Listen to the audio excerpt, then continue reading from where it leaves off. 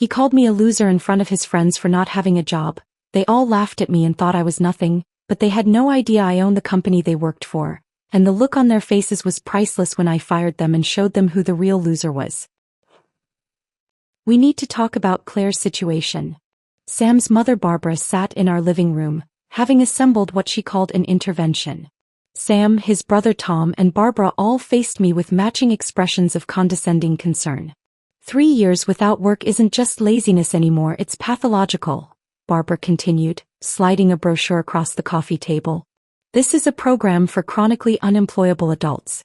They teach basic skills like showing up on time and dressing appropriately.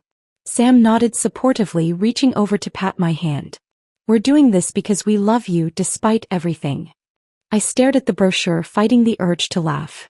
If they only knew that their apartment, their cars, even Barbara's recent cruise vacation were all paid for by my company, Apex Solutions, where Sam worked as a middle manager believing he was the breadwinner. The brochure's cover featured a stock photo of a smiling woman in an ill-fitting blazer, standing proudly next to a cash register. Fresh Start, a program for career-challenged adults. I traced my finger along the glossy paper, remembering the last time I'd seen materials like this. It was 5 years ago when I was designing employee assistance programs for Apex Solutions, the company I'd built from my father's life insurance payout after his sudden death. Now here I sat being offered remedial job training by people living off my success. The first step is admitting you have a problem, Tom added, leaning forward with practiced sincerity. He was a therapist, or at least that's what he called himself after getting his online counseling certificate last year. I'd seen the charge on the credit card statement. $800 for a 6-week course. Claire, when was the last time you even updated your resume? My girlfriend Sarah works in HR, and she says gaps longer than 6 months are career death sentences. I wanted to tell him that Sarah worked in HR at a subsidiary of Apex Solutions, that I'd personally reviewed her performance evaluation last quarter, that she was competent but hardly the authority on careers he believed her to be. Instead, I pulled my cardigan tighter around myself and looked down at my lap, the picture of defeat they expected to see. I did update it, I said quietly. Just last week, actually. I have another interview on Tuesday. Barbara's laugh was sharp and bitter. Another interview. How many is that now? 50? 60? At some point, dear, you need to accept that perhaps the problem isn't them. She smoothed her skirt, the designer one she'd bought during her cruise to the Mediterranean last month. I knew because the charge had appeared on the Apex Solutions expense account I'd secretly authorized for Employee Family Wellness, a program that coincidentally covered certain purchases made by the family members of mid-level managers like Sam. Mom's right, Sam said, squeezing my hand in what he probably thought was a comforting gesture. His wedding ring caught the light, the platinum band I'd bought him catching the afternoon sun streaming through our apartment windows. Our apartment. That's what he called it, never knowing the deed was in my name through a trust, purchased with cash 2 years before we'd even met. Maybe it's time to lower your expectations. Start with something entry-level. Retail maybe. Or food service. I heard Starbucks has excellent benefits, Tom offered helpfully. And they're very accepting of people returning to the workforce. Returning to the workforce. As if I'd ever left it. Every morning after Sam left for Apex Solutions, I'd walk 3 blocks to a coffee shop where Patricia, my VP of operations, would meet me with encrypted tablets and secure phones. We'd spend 4 hours managing a company with 3,000 employees across 4 states, making decisions that affected millions in revenue, all while Sam believed I was sitting at home watching daytime television and eating cereal in my pajamas. The mail slot clanged, interrupting Barbara's developing lecture about the dignity of honest work. I stood to retrieve it, grateful for the excuse to leave the circle of judgment even momentarily. Among the bills and advertisements was another envelope I recognized immediately. Brennan & Associates, the marketing firm where Sam's friend Jake worked. Is that another rejection? Sam called out and I could hear the assumption in his voice. He was already certain of the answer. I opened it slowly, though I already knew what it would say. Jake had called Sam 2 nights ago and I'd heard every word through the bathroom door. They'd laughed about my interview, about how Jake had told his boss I was sweet but completely out of touch with modern marketing. The letter was just a formality. We regret to inform you, I read aloud, returning to my seat.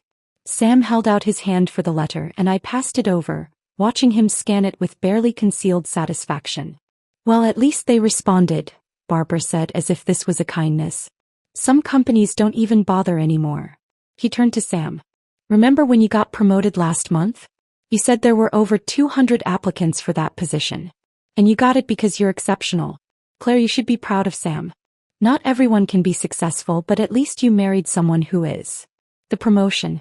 Senior Manager of Strategic Initiatives at Apex Solutions. A position I'd created specifically for him through a series of encrypted communications with Patricia. Not because he deserved it, but because I needed him to feel secure enough to reveal his true nature.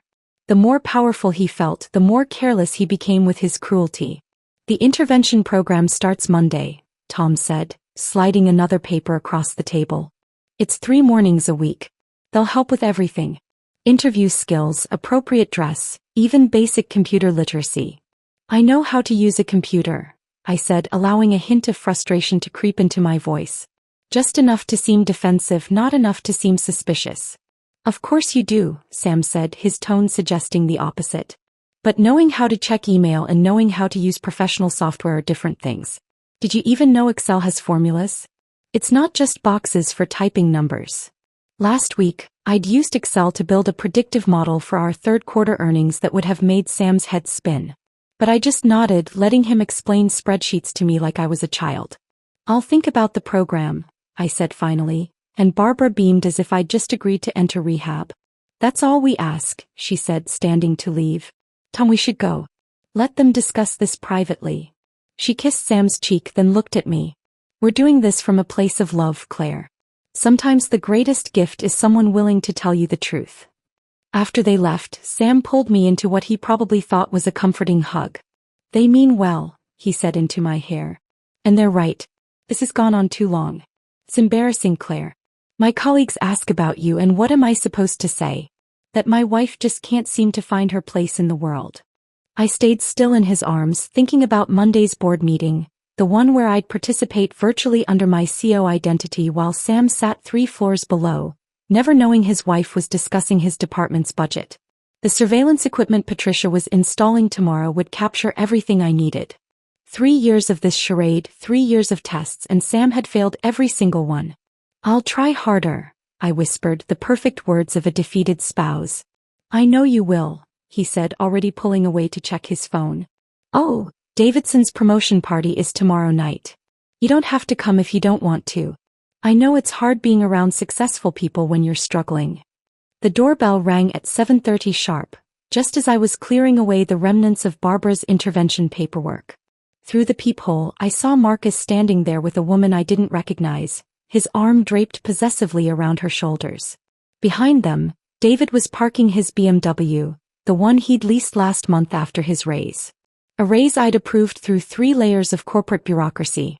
Claire, this is Linda, Marcus announced when I opened the door, steering his girlfriend past me without waiting for an invitation. Linda offered an awkward smile and extended her hand, which I shook briefly. She was younger than I'd expected, maybe 25, with intelligent eyes that seemed to take in everything at once. Is it true? Linda whispered while Marcus headed straight for the liquor cabinet. That you've been looking for work for 3 years. Before I could answer, Sam appeared from the bedroom, his face lighting up at the sight of his audience arriving. Marcus. Perfect timing. I just opened the Macallan 25. The good stuff for Davidson's promotion celebration. He completely ignored Linda's question, pulling Marcus into one of those backslapping embraces men do when they're trying to prove something. David entered next, followed by 3 other colleagues from Apex Solutions whose names I knew from personnel files but pretended to struggle with. Brett from logistics, James from customer service, and Ryan from Sam's own department. Each of them greeted me with that particular expression people reserve for elderly relatives or sick puppies. Poor Claire. Still unemployed. Still trying. Claire was just telling us about her latest rejection, Sam announced to the room, gesturing at the letter still sitting on our coffee table. Brennan and Associates. She really thought she had a chance with that one. The men arranged themselves across our living room furniture, each holding crystal tumblers filled with scotch from my private collection. The bottle had cost $800, purchased during a business trip to Scotland 2 years ago. Sam had found it in the back of our closet last month and assumed it was a gift from his company. You know what your problem is, Claire? David said, settling into the leather armchair I'd bought the year I founded Apex. You're not being realistic about your prospects. At this point, any job is better than no job. That's what I keep telling her, Sam agreed, refilling glasses with my scotch. But she's got this pride thing. Keeps applying for positions she's not qualified for. Marcus pulled Linda down beside him on the couch. Maybe retail isn't such a bad idea. My cousin started at Target after being unemployed for 6 months. Now she's an assistant manager. Took her 5 years, but still. 5 years to become an assistant manager. I nodded thoughtfully as if this was genuinely helpful advice, while mentally reviewing Marcus's latest project reports. He'd missed 3 critical deadlines this quarter, each time blaming system errors that I knew were user mistakes. Actually, Ryan chimed in, already on his second drink, my neighbor's looking for someone to help with her dog walking business. It's not glamorous, but it's $20 an hour under the table. Sam laughed, the sound sharp and mean. Claire walking dogs. Can you imagine? She can barely handle making breakfast without burning something. The room erupted in laughter, and I felt Linda shift uncomfortably beside Marcus. But the evening was just beginning. Sam, energized by his audience, pulled out his phone with the theatrical flair of a magician preparing his best trick. You guys have to see this, he said, swiping through his videos. Last month I recorded Claire practicing for an interview. She had no idea I was filming. The video started playing and there I was on the small screen standing in front of our bedroom mirror, rehearsing answers to standard interview questions. But the answers were wrong, stilted and confused, because Sam had coached me incorrectly the night before. He told me the interviewer would want to hear about leadership experience when the position was entry-level.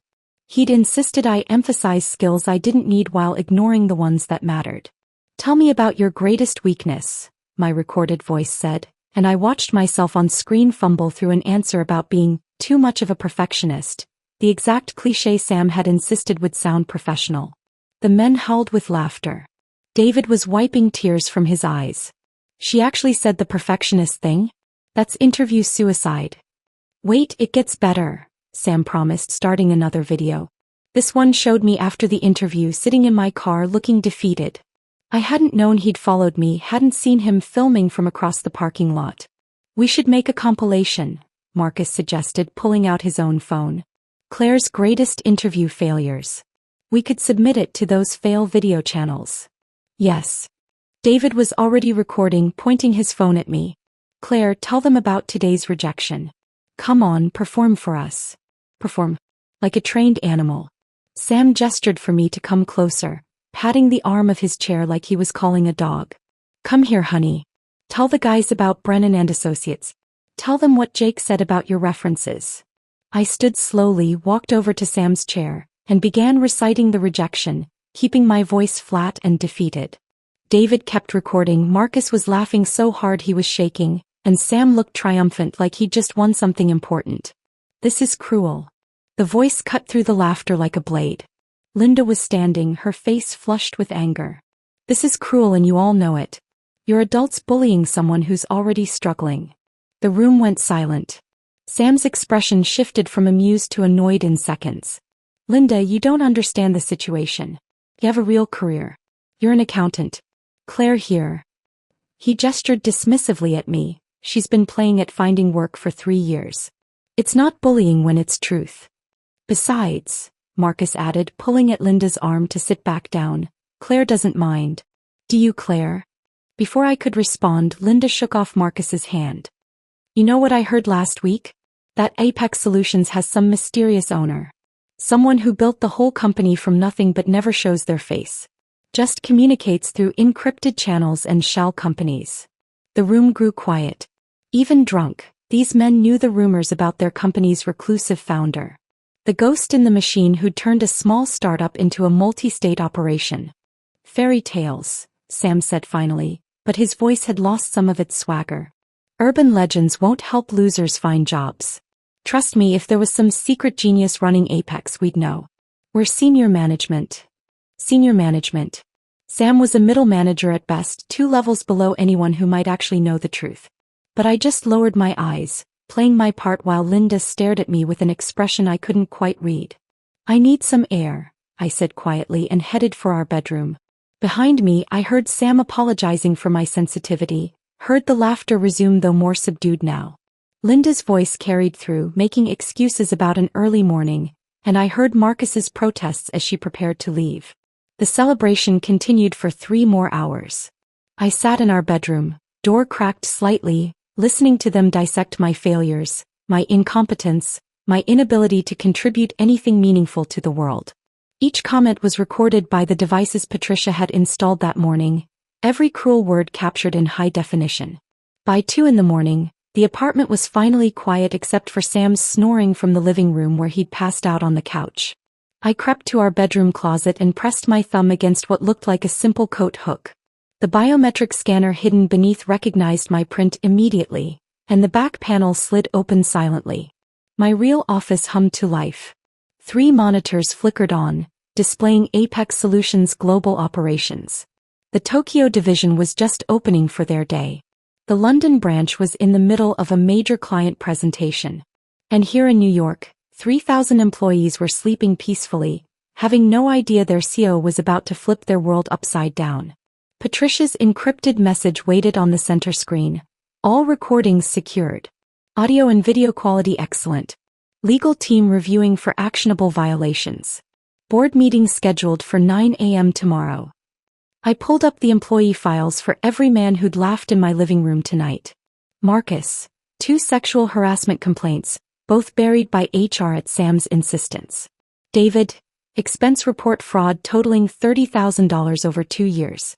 Brett, James, Ryan, various infractions from discrimination to insider trading, all documented, all ignored because they were part of Sam's inner circle. Through the doorway I could see Sam's form on the couch, one arm hanging off the edge, his mouth open. 3 years I'd given him to prove he could love someone he saw as beneath him. 3 years of tests, each one failed more spectacularly than the last. Tomorrow at 9 a.m., I would sit in a virtual board meeting as Alexandra Chin, the mysterious founder of Apex Solutions. At the same time, Claire Whitmore would arrive for her interview at the company, one final performance for Sam's amusement. I stared at the screens showing my empire, built from nothing, run from shadows, about to emerge into devastating light. The gathering storm was about to break, and Sam had no idea he was standing directly in its path. The monitors cast blue light across my face as I shut down the system at 4:30 in the morning. Sam hadn't stirred from the couch, his snoring echoing through our apartment. I dressed silently in the darkness, choosing worn jeans and an old college sweatshirt, clothes that would soon be replaced by something far more calculated. My hands were steady as I wrote a note for Sam, "Gone to interview. Wish me luck." I left it where he'd find it, next to the coffee maker. The streets were empty except for delivery trucks and the occasional jogger as I made my way to Apex Solutions. Instead of the main entrance where security would recognize any executive, I descended the concrete steps to the service entrance, the one used by maintenance staff and delivery personnel. My visitor badge, prepared weeks ago under the name Claire Smith, granted me access to the loading dock. Patricia was waiting in the basement storage room we'd converted into a temporary staging area. She held up a polyester suit that looked like it came from a discount store's clearance rack, complete with pills on the fabric and a hem that was slightly uneven. "This is almost painful to look at," Patricia said, handing me the outfit. $40 including the shoes. The interviewing team won't be able to hide their disdain. "That's the point," I replied, examining the cheap fabric. "Show me the footage from last week."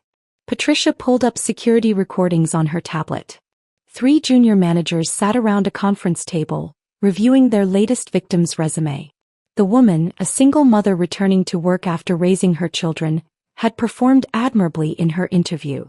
But here they were afterward, mocking her nervousness, her outfit, the way she'd mispronounced a technical term. She actually started crying. One of them laughed on the recording.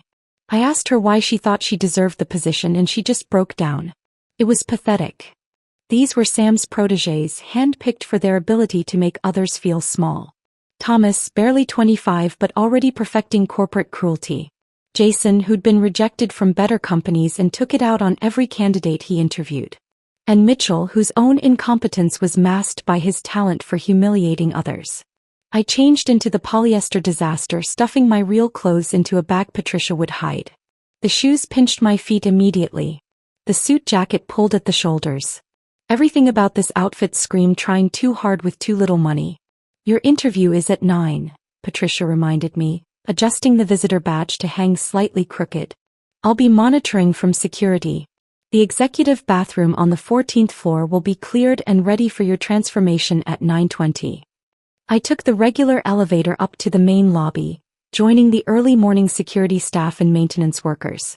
At 7:30, I positioned myself on one of the uncomfortable plastic chairs near the reception desk, clutching a folder containing my fake resume. The real employees began arriving at 8, flooding past me in their morning rush. Not one of them glanced at the woman in the cheap suit hunched over her papers. My phone buzzed with a text from Sam. Good luck at your little interview. Try not to embarrass yourself too badly. At 8:30, the lobby filled with the usual morning energy. Account managers chatting about weekend plans, developers arguing about code, assistants juggling coffee orders. My employees, all of them completely unaware their CEO sat among them. Then I smelled him before I saw him. Sam's cologne, the expensive one he'd charged to his company card last month, preceded him through the revolving doors. He was talking loudly on his phone, his voice carrying across the marble floor. No, I told Davidson to handle the Peterson account. I can't do everything myself. He paused, listening, then laughed. Yeah, my wife's here for another interview. I know it's getting ridiculous. 3 years of this. He strode past me without looking, then stopped. Turned. His eyes found me and his face transformed with delighted malice. He ended his call immediately and pulled out his phone again, his fingers flying across the screen. Within seconds, I saw Marcus and David emerge from the elevators, followed by the others from last night's celebration. They tried to be subtle, gathering near the security desk where they could watch me without seeming obvious. Sam made a show of greeting them naturally as if they'd just happened to meet, but their eyes kept finding me, their smirks barely suppressed. At 5 minutes to 9, a young woman from HR appeared. Miss Smith? They're ready for you now. The elevator ride felt eternal. Sam's cologne still lingered in my nostrils, mixing with the smell of burned coffee from the HR assistant's cup. She led me through the cubicle maze to a glass-walled conference room where Thomas, Jason, and Mitchell waited, their expressions already showing contempt. Miss Smith, Thomas began without standing or offering a handshake. We've reviewed your resume. There are some concerning gaps. 3 years to be exact, Jason added, flipping through papers he wasn't really reading. What exactly have you been doing? Looking for the right opportunity, I began, deliberately letting my voice shake slightly. The right opportunity? Mitchell laughed. After 3 years, don't you think it's time to lower your standards? Through the glass walls, I could see Sam's group had positioned themselves at a nearby cluster of desks, pretending to work while watching my humiliation. Sam was recording with his phone, not even trying to hide it. Tell us about your experience with data management systems, Thomas said, knowing from my fake resume that I'd claimed only basic knowledge. I fumbled through an answer, mixing up terms, watching their eyes glaze with superiority. When reaching for my water glass, I knocked it over, sending water across the table. Jason jumped back with exaggerated alarm while Mitchell actually laughed out loud. I'm so sorry, I stammered, using tissues to mop up the spill while they watched without helping. What would you say is your biggest weakness? Thomas asked, the question dripping with condescension. I paused, meeting his eyes directly for just a moment. Believing in people who don't deserve it. Something flickered across Thomas's face, a moment of confusion at the unexpected response. But Jason was already moving on, asking about salary expectations, clearly just wanting to hear a desperate number they could mock later. After exactly 15 minutes, they stood in unison. We'll be in touch, Mitchell said, already walking toward the door. HR will show you out. But I didn't need HR. I knew exactly where I was going. As they left through one door, I exited through another, heading straight for the executive elevator. My badge, the visitor one, wouldn't work here, but Patricia had ensured the elevator would be waiting, its cameras temporarily offline. The 14th floor was reserved for senior management, though none of them ever arrived before 9:30. The executive bathroom was empty, pristine with the bag Patricia had placed there sitting on the marble counter. I peeled off the polyester disaster and stepped into Armani armor. The suit had been tailored perfectly, every line designed to convey power. The Louboutin heels lifted me not just physically but psychologically. I applied lipstick in the shade I'd worn the day I'd signed Apex Solutions Incorporation papers. Blood red. Victory red. Patricia had included the CEO badge, the real one with full building access, and a folder containing termination papers for Sam and his entire circle. Each document was backed by 3 years of evidence, every cruel joke, every buried complaint, every violation of company policy documented and verified. I looked in the mirror and saw myself clearly for the first time in 3 years. Not the defeated wife, not the desperate job seeker, but Claire Whitmore, founder and CEO of Apex Solutions. Through the bathroom door I could hear voices in the hallway. Sam's laugh echoed off the walls, his friends joining in. They were heading back to their offices, probably to review the video of my interview, to add it to their collection of my failures. 10 more minutes, I thought, applying one final coat of lipstick. 10 more minutes of their world as they knew it.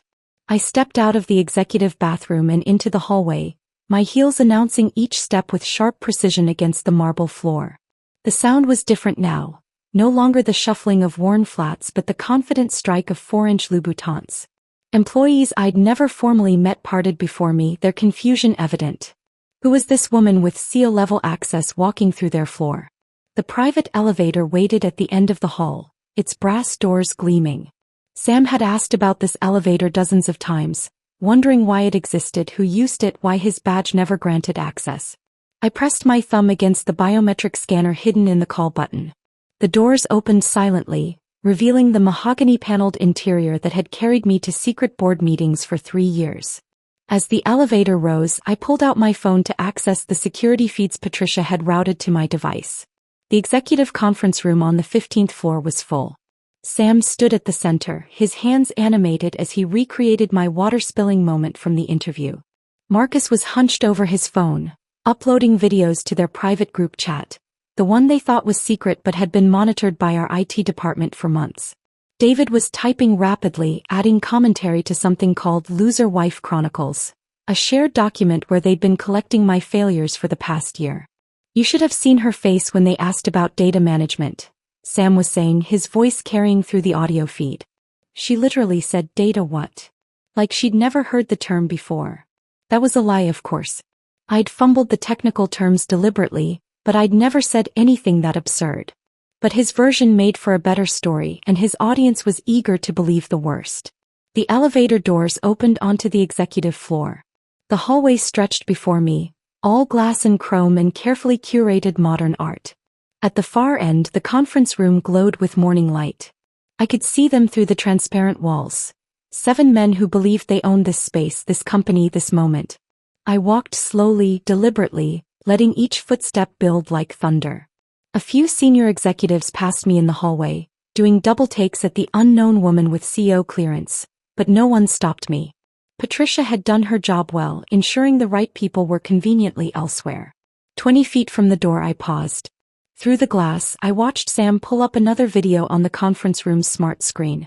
It was from 2 weeks ago, me leaving another failed interview, shoulders slumped in manufactured defeat. They were laughing so hard that Marcus was wiping his eyes. This was their morning entertainment, their bonding ritual, their proof of superiority. I pushed open the glass door and stood in the threshold, letting my presence fill the space. The laughter continued for 3 more seconds. 3 seconds where they didn't notice me, 3 seconds of pure, oblivious joy at my expense. Then David saw me first. His face went pale, his hand frozen mid-gesture. The others followed his gaze. Sam's coffee cup stopped halfway to his mouth. The liquid inside trembled, a tiny earthquake of recognition. His eyes traveled from my shoes to my suit to my face, cycling through confusion, disbelief, and the first stirrings of fear. "Gentlemen," I said, my voice carrying the authority I'd hidden for 3 years. "I believe you have something that belongs to me." "Claire." Sam's voice cracked on my name. "How did you? This is a restricted floor." "High floor," I interrupted, pulling out my phone. With one touch, every screen in the conference room, 3 monitors, 2 tablets, even their personal phones, lit up with the same document. The incorporation papers for Apex Solutions, dated 5 years before I'd met Sam. My signature bold and clear. My photograph from the filing younger but unmistakably me. Actually, my entire building. Marcus's coffee cup slipped from his hand. The crash of ceramic on marble was sharp, final, coffee spreading across the white floor like a confession. I don't understand, Sam stammered, his usual confidence evaporating. This has to be some kind of joke. The only joke, I said, stepping fully into the room, is that you lived with me for 4 years and never once wondered how I afforded our apartment. Never questioned why I had savings despite being unemployed. Never noticed that every single thing you attributed to your success was actually mine. I touched my phone again. The screens changed, displaying a spreadsheet of dates, times, and recordings. 3 years of documentation appeared in neat rows. January 15th, Sam calls Claire a professional failure at company dinner. The first entry read, accompanied by audio. Sam's recorded voice filled the room. My wife couldn't get hired at McDonald's. March 22nd, Marcus suggests Claire should try adult entertainment as a career option. Marcus's face went from pale to green as his own voice played back his cruel suggestion. June 3rd, David creates betting pool on how many interviews Claire will fail this month. The evidence included screenshots of emails, Venmo transactions, and a spreadsheet tracking their wagers on my humiliation. Stop, Sam pleaded, but I was just beginning. The compilation video began playing. Every time they'd called me loser over the past year, edited together in a devastating montage. The word repeated like a drum beat. Loser at breakfast. Loser at dinner parties. Loser in front of family. Loser when they thought I was sleeping. You recorded us? David's phone clattered to the floor as he finally understood the magnitude of his situation. Every moment, I confirmed. Every cruel joke, every discrimination lawsuit you buried, every expense report you falsified. Did you really think nobody was watching? That there were no consequences for creating a hostile work environment in my own company? Your company? Sam was grasping for any foothold. But you're unemployed. You can't even. I'm Claire Whitmore, I said, each word deliberate and sharp. I built Apex Solutions from nothing while you were still playing video games in your mother's basement. I created the position you're so proud of. I approved your promotion last month thinking maybe power would reveal character. Instead, it revealed exactly who you really are. The security team appeared in the doorway. 6 officers I'd personally selected that morning for this specific task. They stood silent, waiting for my signal. Your employment is terminated immediately for gross misconduct, I announced, pulling the termination papers from my folder. Securities fraud, harassment, discrimination, misuse of company resources, and violation of the corporate code of conduct you signed but never read. Sam shot to his feet, his chair rolling backward. You can't do this. I'm your husband. I reached for my wedding ring, the diamond he'd bought with what he thought was his bonus but was actually my money, filtered through corporate structures he'd never understood. I placed it on the conference table with deliberate precision, the small click of metal on glass somehow louder than Marcus's shattered coffee cup. We're my husband, I corrected. The divorce papers will be at your mother's house by noon, along with your belongings from my apartment. The one I bought before we met. The one you never thought to check the deed for. This is illegal, David protested, though his voice shook. You can't just. Your company devices are already locked, I continued, ignoring his interruption. Your access badges are deactivated. Your stock options are worthless due to the misconduct clauses you never read. Your final paychecks will cover exactly what you're owed minus the damages from your policy violations. Sam's final attempt was desperate, manipulative, exactly what I'd expected. Claire, I loved you. We can work this out. The laugh that escaped me was genuine, surprising even myself with its brightness. You loved what you thought was your superiority over me. You loved having someone to look down on. That's not love, Sam. That's just pathetic. The security team stepped forward and I turned to leave, my heels clicking against marble with the rhythm of victory. The elevator descended in silence, carrying me away from the devastation I'd left in the conference room. Through the glass walls of the building, I could see security escorting Sam and his crew toward the exit, their belongings in cardboard boxes. Other employees had stopped working to watch, their faces pressed against office windows, witnessing the fall of men they'd feared for years. My phone vibrated insistently in my pocket. Barbara's name flashed on the screen for the 7th time in 3 minutes.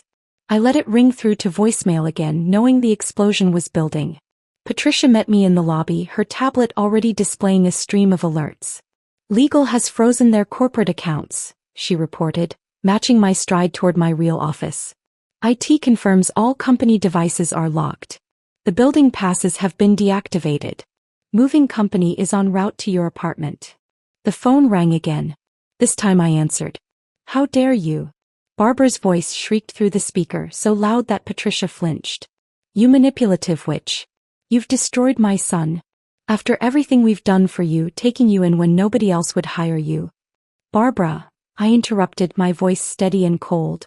"Your son documented himself committing securities fraud. He recorded himself harassing employees.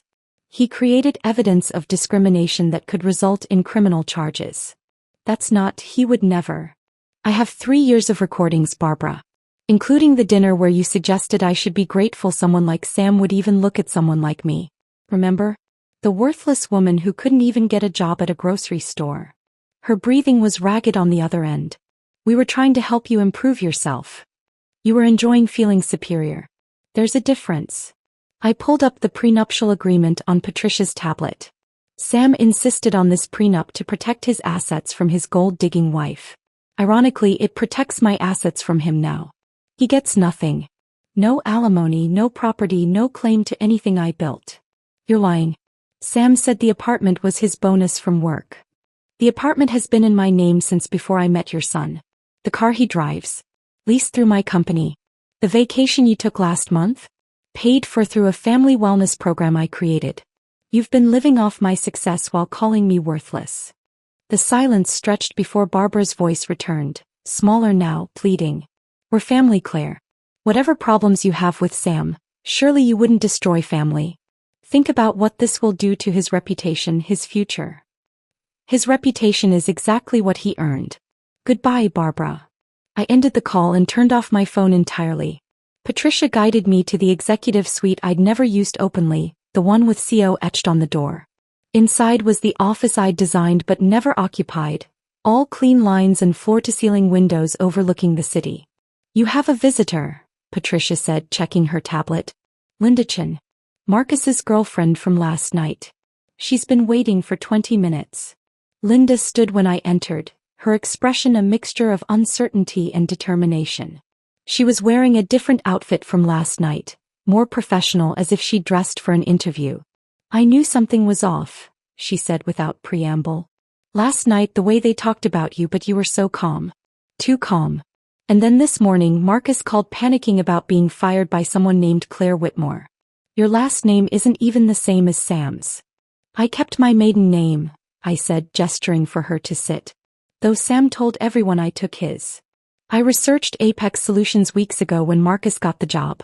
No photos of the CEO anywhere. Shell companies and holding structures. Someone very smart who wanted to stay hidden." Linda pulled out her phone, showing me her notes. "I'm a forensic accountant. I know how to follow money trails. The apartment you live in? Purchased by a trust that traces back to the same holdings as this company. You did your homework." "I also did homework on Marcus," she continued, her voice hardening. "The expense reports that didn't add up. The client dinners that happened when clients weren't in town. I was planning to leave him anyway, but what happened last night confirmed it. The way they treated you was disgusting. Most people would have stayed quiet." Linda shook her head. "My mother was unemployed for 2 years after her company downsized. I watched people treat her like she was worthless, like being between jobs meant she had no value. I promised myself I'd never be someone who stayed silent." I studied her for a moment, this woman who'd stood up in a room full of bullies, who'd researched truth when everyone else accepted lies. "Are you happy at your current firm?" "I was laid off last month," Linda admitted. "Budget cuts. Marcus doesn't know. I've been pretending to go to work while job hunting. Ironic, right? Sitting in that room while they mocked you for being unemployed, and I'm secretly in the same position." "Not the same position," I corrected. "You're not unemployed. You're Apex Solutions' new senior forensic accountant, if you want the position." I need someone who can audit 3 years of financial records and find every irregularity Marcus and his friends created. Linda's eyes widened. You're serious? I value people who stand up to bullies. Start Monday. She nodded, then surprised me by laughing. Marcus is going to lose his mind when he finds out. I left the office at 6 that evening, taking the elevator down to the parking garage. The space was nearly empty, most employees having left for the day. But standing next to my car was Sam, his suit wrinkled, his hair disheveled, his eyes red-rimmed and desperate. Security emerged from their posts, but I held up a hand to stop them. I wanted to hear what he had to say, what final manipulation he'd attempt. You set me up, he started, his voice hoarse. 3 years of pretending, of lying to me. 3 years of testing whether you could love someone you saw as beneath you. You failed every single test. He switched tactics, spreading his hands in a gesture of reconciliation. We can work this out, Claire. You don't have to do this. We can go to counseling, start over. With what money, Sam? You're unemployed now. No reference, no severance, no prospects. Who's going to hire someone who was fired for harassment and fraud? His face cycled through emotions before landing on false remorse. I didn't mean those things I said. It was just jokes, just guy talk. You know I loved you. You loved having someone to feel superior to. There's a difference. Finally, his true nature emerged, the anger and threats I'd been expecting. I'll destroy you. I'll tell everyone you're a manipulative liar. I'll make sure everyone knows what you did. With what platform? You have no credibility, no connections, no resources. Everything you thought you built was actually mine. I moved past him toward my car. The apartment will be empty when you arrive. Your belongings are at your mother's house. The doorman has been instructed not to allow you entry. You're still a loser, he called after me, his final desperate shot. Money doesn't change that. You're still the woman who couldn't get hired anywhere. I turned back, allowing myself a genuine smile. No, Sam. I'm successful. You're just unemployed. The drive home was strange, knowing Sam wouldn't be there. The apartment felt different when I entered, larger somehow, like it could finally breathe. Patricia's team had been thorough. Every trace of Sam was gone, from his gaming setup to his collection of watches he thought were investments. At midnight, I stood in the kitchen, my laptop open on the counter, no longer hidden. No more fake job search tabs, no more pretend resume updates, no more diminishing myself. But the silence felt heavy, like the space was waiting for something. I called Emma in Seattle, my sister who I'd kept at arm's length to maintain my cover. She answered on the second ring despite the late hour. It's over, I said without preamble. The pretending is done. Her relief was immediate and audible. Thank God, Claire. I've hated watching you disappear. 3 years of seeing you shrink yourself for that man. When are you coming to visit the real you? Soon, I promised Emma, still holding the phone against my ear. I need to clean up the mess here first. After we hung up, I stood in my empty apartment, the silence no longer oppressive but somehow expectant, like the building itself was waiting to see what would come next.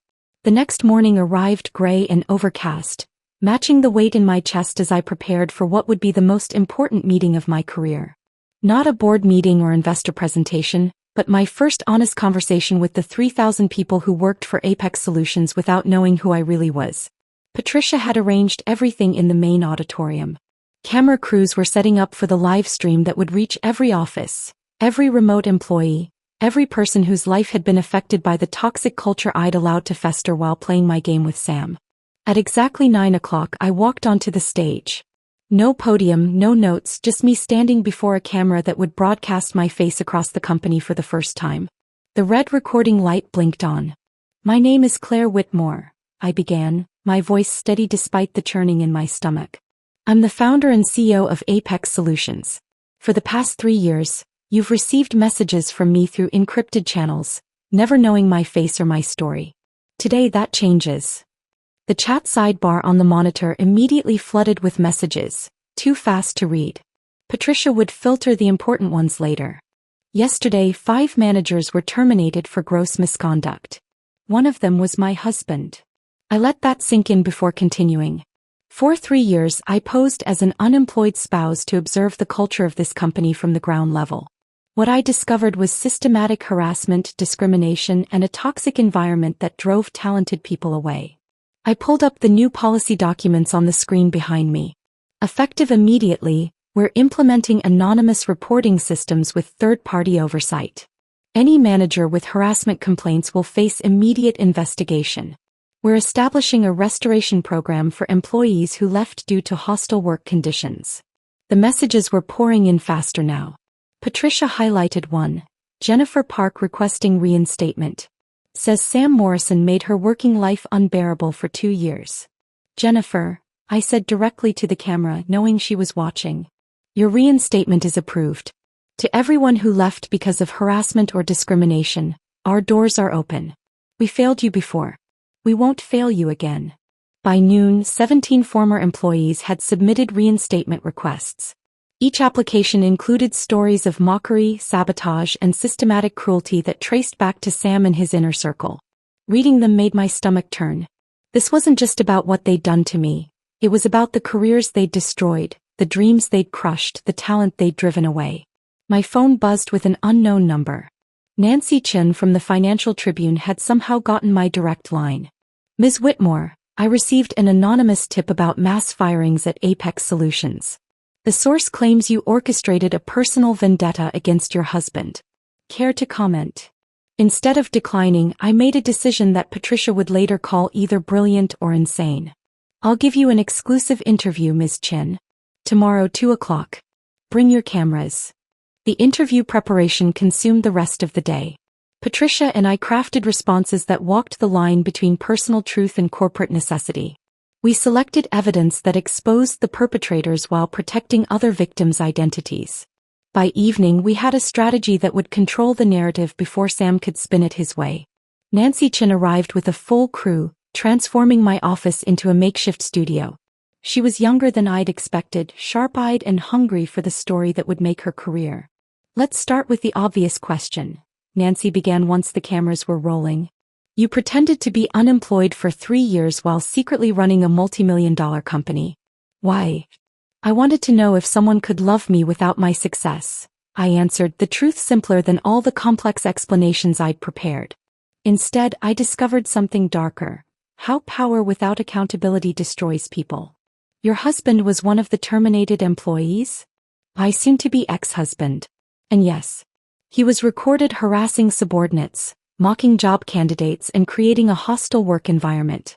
The fact that he was married to me doesn't exempt him from consequences.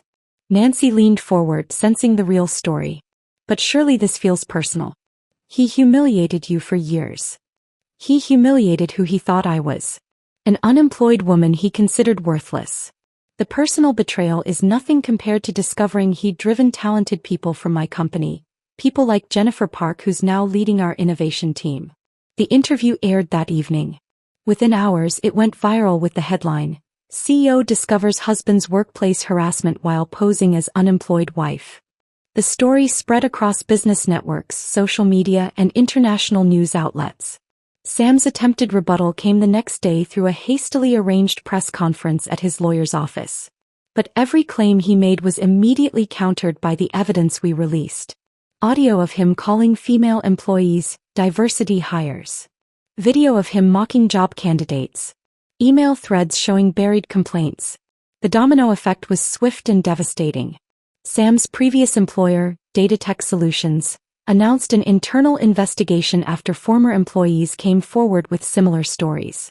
Marcus's ex-company discovered he'd been falsifying expense reports for years. David's coding bootcamp revealed he'd never actually completed their program, just forged a certificate. I watched from my office as their professional networks disintegrated in real time. LinkedIn connections severed like cut telephone wires. Endorsements vanished. Former colleagues publicly distanced themselves. Their names became radioactive in the industry. Patricia brought hourly updates, each one documenting another piece of their professional deaths. Marcus just got rejected from a junior position at a startup. David's teaching application was denied. Sam's been blacklisted from every major firm in the city. But instead of satisfaction, I felt a growing hollowness. Each update brought less joy, less vindication, just a spreading numbness that seemed to swallow the anger that had fueled me for so long. Emma's flight landed that evening. She came straight from the airport, still pulling her suitcase when she entered my office. She took one look at the monitors surrounding my desk, all displaying various feeds of Sam's collapse, and shook her head. "You won," she said, but her tone suggested otherwise. "Did I?" I asked, genuinely unsure anymore. "Are you happy?" The question hung between us. Was I happy? Sam was destroyed. His friends were ruined. The toxic culture was being excavated from my company. I'd revealed myself as a powerful CEO instead of a helpless victim. But happiness? That seemed like something from another life. "Claire," Emma said, sitting on the edge of my desk like she used to when we were kids in Dad's office. "Do you remember why you built this company?" "To honor Dad's memory. After those corporate raiders destroyed his business." "And what have you become?" Her voice was gentle, but the words cut deep. "You've become them. The corporate raiders who destroyed Dad. You just have better justification." The truth of it hit me like cold water. I'd spent so much time orchestrating Sam's downfall that I'd lost sight of who I was becoming in the process. The monitors around me suddenly looked like prison bars, each screen showing another angle of destruction I'd carefully orchestrated. Emma poured us both wine from a bottle she'd brought from Seattle, and we sat in my office as the monitors around us continued their silent display of Sam's professional funeral. The wine tasted bitter against the truth of her words. "I'm not saying what Sam did was right," Emma continued, tucking her legs beneath her on the leather couch. "But Dad wouldn't recognize you right now. The sister I knew built companies to create opportunities, not to orchestrate destruction." 2 weeks passed in a blur of corporate restructuring and media management. The story had taken on a life of its own, spawning think pieces about workplace toxicity, gender dynamics, and corporate accountability. My inbox overflowed with interview requests, book deals, and speaking engagements. I declined them all, focusing instead on rebuilding Apex's culture from the ground up. Then Patricia burst into my office on a Thursday morning, her face flushed with concern. "Sam's in the lobby. He's intoxicated and causing a scene." I pulled up the security feed on my center monitor. There he was, disheveled beyond recognition. His expensive suit was replaced with wrinkled khakis and a stained polo shirt. His hair, once perfectly styled, hung limp and greasy. He was shouting at the security desk, his words slurring but his intent clear. "I demand to see her. Claire, I know you're watching. You destroyed my life, you manipulative witch." Employees had begun gathering, some recognizing him from the viral news coverage. Several had their phones out, recording his meltdown. He stumbled, catching himself on the security desk, then continued his tirade. "She trapped me. 3 years of lies. She's not some victim. She's a fraud who destroyed good men for her sick game." Security began moving toward him, but I stood abruptly. "I'm going down there." Patricia grabbed my arm. "That's what he wants. Don't give him the satisfaction." "No," I said, pulling free. "This needs to end properly. In person. Where it all started." The elevator ride down felt both endless and too brief. When the doors opened to the main lobby, the gathered crowd parted. Sam's bloodshot eyes found mine immediately, a mixture of rage and desperation flickering across his face. "There she is," he announced to the crowd, his voice cracking. "The great Claire Whitmore. The puppet master. The woman who destroyed 5 careers for her own entertainment." I walked toward him slowly, my heels clicking against the marble floor with measured precision. The lobby fell silent except for that rhythmic sound and Sam's labored breathing. When I stopped 3 feet from him, close enough to smell the alcohol seeping from his pores, I spoke clearly enough for everyone to hear. "You want to know the truth, Sam? The complete truth." I didn't wait for his answer. "Yes, I tested you. For 3 years, I pretended to be unemployed to see if you could love someone you perceived as beneath you. Someone without power, without money, without status. You lied. I gave you 3 years of opportunities to show kindness. Every rejection letter I brought home, you mocked instead of comforted. Every failed interview you turned into entertainment for your friends. Every moment of vulnerability I showed you weaponized." The crowd was growing, employees from upper floors coming down to witness this final act. Sam swayed slightly, his anger giving way to something more desperate. "You set me up. You wanted me to fail." "No, Sam. I wanted you to succeed. I wanted you to prove that love could exist without power dynamics. That you could support someone you thought had nothing to offer but themselves. I pulled out my phone, showing him a photo from our wedding day. Remember this? You promised to love me for better or worse, richer or poorer. But you only loved the idea of being superior to me. That's not, I did love you. You loved having someone to look down on. Every cruel joke, every public humiliation, every moment you called me a loser. That wasn't love, Sam. That was abuse disguised as concern. His face crumbled, the fight draining from him. You destroyed everything. My career, my reputation, my life. I didn't destroy you, Sam, I said, my voice softer now but still carrying across the silent lobby. I just stopped protecting you from yourself. Your cruelty, your discrimination, your fraud. That was all you. I just made sure there were finally consequences. Security began moving forward again, but Sam wasn't fighting anymore. As they led him toward the exit, Patricia appeared at my elbow with a tablet, her expression unreadable. There's something you need to see, she said quietly, guiding me away from the dispersing crowd. In my office, she pulled up a file she'd been investigating. I did deep background on Sam after the confrontation. I found this. The screen showed a newspaper article from 15 years ago. Sam's father, Robert Morrison, was a VP at a tech company. Got caught in a downsizing when Sam was 12. Never recovered professionally. I read the article, seeing a younger version of Sam in the family photo. They lost their home 6 months later, Patricia continued. Lived in their car for 3 months. Sam's mother worked 3 jobs while his father spiraled into depression. Sam got through college on scholarships and loans, working nights to support his family. The revelation recontextualized everything without excusing it. Sam's cruelty toward the unemployed wasn't just arrogance. It was fear. Deep, traumatic fear of ending up like his father. He'd punched down because he was terrified of falling down himself. We're both products of corporate trauma, I said quietly, understanding flooding through me. His father was destroyed by corporate indifference. Mine was destroyed by corporate raiders. We both built our lives in response to that trauma. He chose to become the boot stepping on others. I chose to become the shadow pulling the strings. That evening, alone in my office with Emma's words still echoing and Patricia's revelation fresh in my mind, I sat before 2 documents. The first was Sam's complete termination package. Total professional destruction, potential criminal charges, financial ruin. The second was something different. A resignation agreement? Patricia read over my shoulder. With severance? Basic severance, enough for 6 months. Conditional on completing therapy and agreeing never to hold a management position again. I signed the second document. He needs help, not complete annihilation. After everything he did to you? Destroying him completely would make me exactly like the people who destroyed my father and his. It would prove that power corrupts, that revenge is all that matters. I sealed the document in an envelope. This isn't mercy, Patricia. It's choosing who I want to be when the anger finally fades. Patricia handed the sealed envelope to Sam's lawyer the following Tuesday. The man, an overworked public defender who'd taken Sam's case out of pity, looked relieved that negotiations wouldn't be necessary. Within 3 days, we received confirmation that Sam had signed the resignation agreement, accepting the basic severance and mandatory therapy conditions. His lawyer delivered a handwritten letter along with the signed documents. I held it for a long moment before opening it, feeling its weight.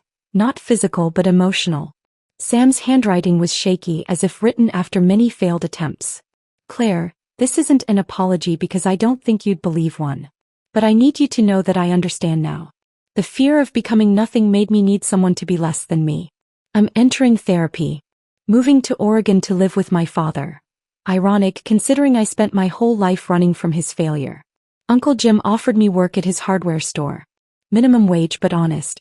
Maybe I'll learn what I should have known all along. Sam. Barbara's letter arrived the same day, just 3 lines on her personal stationery. I created a monster because success was all that mattered. I'm volunteering at the unemployment center downtown now. Learning about real struggle, as you said. I filed both letters in a drawer without responding. Some bridges needed to remain burned, their ashes a reminder of what had been. But burned didn't mean nuclear. It meant finished, complete, with no radiation poisoning the future. 6 months flowed past in a blur of transformation. Apex Solutions became unrecognizable from the company Sam had worked for.